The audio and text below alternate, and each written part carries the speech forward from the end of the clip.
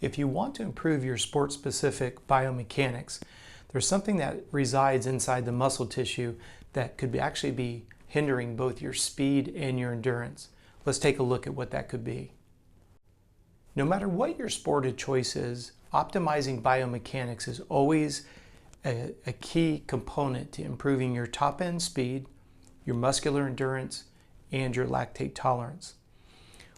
When you look at the belly of a muscle tissue, I want you to recognize the idea that every muscle has an origin and an insertion. And if you think about that as two ends of a piece of rope, the belly of the tissue is where a lot of the muscle contraction happens, obviously, but what starts to develop rather inside the belly of the muscle tissue is something that we refer to as a trigger point. Now, when you look at trigger points, from a physiological standpoint, I want you to visualize it as if you have a knot in your shoelace. You know how when you recognize that it's starting to become a little bit knotted up, the last thing you want to do is you want to tug on it. You recognize that that's just going to make the knot tighter and quote unquote harder to untangle. Muscle tissue is exactly the same way. If I have two ends of a muscle, origin and an insertion, and that muscle starts to become progressively tighter, it's just naturally shortening and it's putting more and more tension on both ends of those attachments. When you do something like trigger point therapy, when you do something or utilize a Theragun, something that has a motive to podiment associated with it, you'll notice that you'll be working on the muscle tissue and everything feels fine, and then all of a sudden you hit what we refer to as a hot spot. That's a trigger point.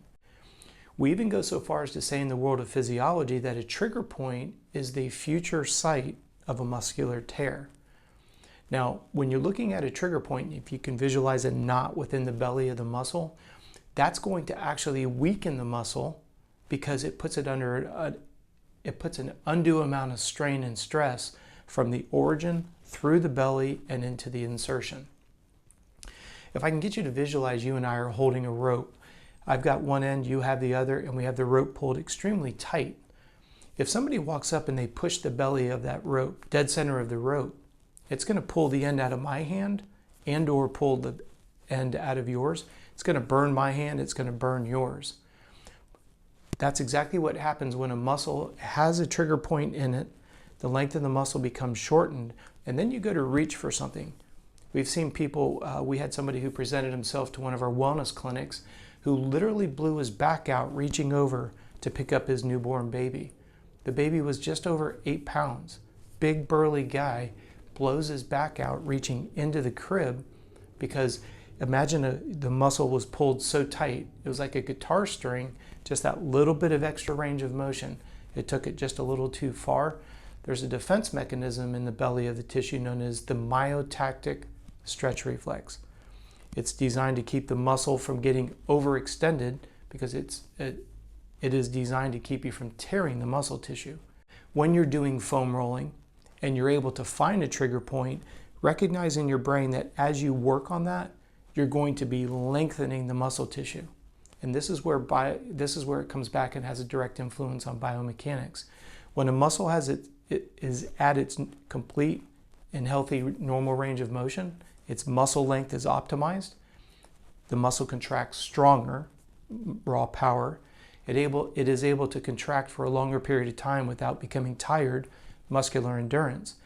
And you're going to have better biomechanics. So for example, if you're riding motocross, you're going to be able to keep your feet up out of the rut. If you're playing tennis, you're going to be able to get back behind the ball and be able to follow all the way through. Baseball player, you'll have a better range of motion. The idea here is you want the muscle to be able to have complete range of motion for contraction and relaxation. And the more it can do that for full range of motion, the more power and more endurance it has. One of the things that we need you to be mindful of when you're dealing with trigger points is that there's two definitive ways to deal with a trigger point. One is put direct pressure, and the other one is the utilization of ice. What we're essentially doing is interrupting the pain, spasm, pain cycle that is associated with a trigger point.